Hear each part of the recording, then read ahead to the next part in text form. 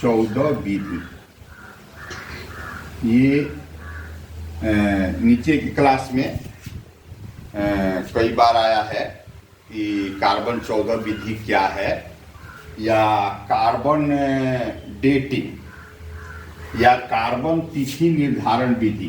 Carbon तिथि निर्धारण विधि, तिथि निर्धारण विधि, ये क्या है।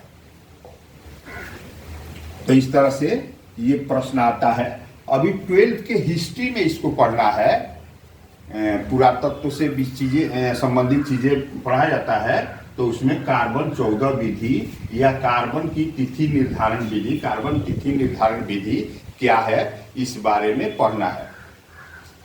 आज ही टीवी पर चर्चा हो रहा था कि ज्ञानवापी मंदिर में जो वो शिवलिंग मिला है, उसका कार्बन को कोड से कहा गया है कार्बन डेटिंग कराया जाए।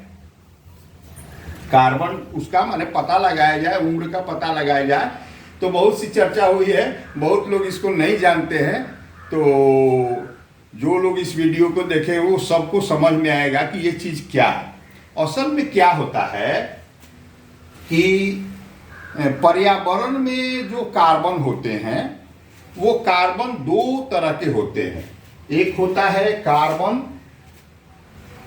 6 ये कार्बन 12, और एक होता है 6 और 14।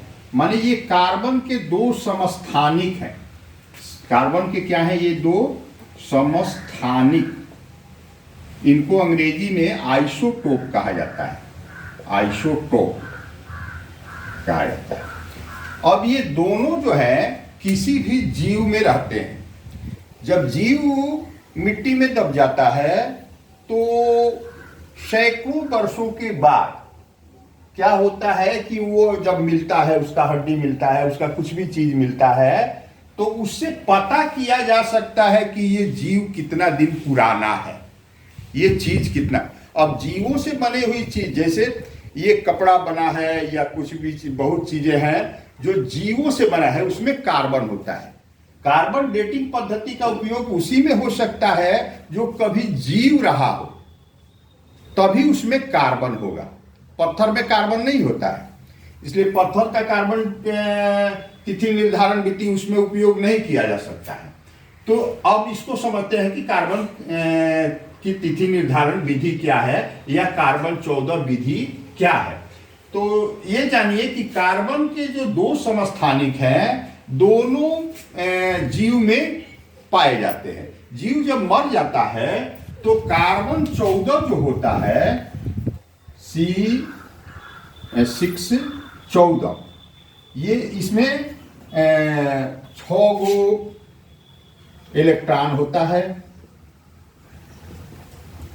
और 6 गो प्रोटॉन होता है और 8 गो न्यूट्रॉन होता है। ये इसमें तो ये जो है रेडियो एक्टिव कार्बन है।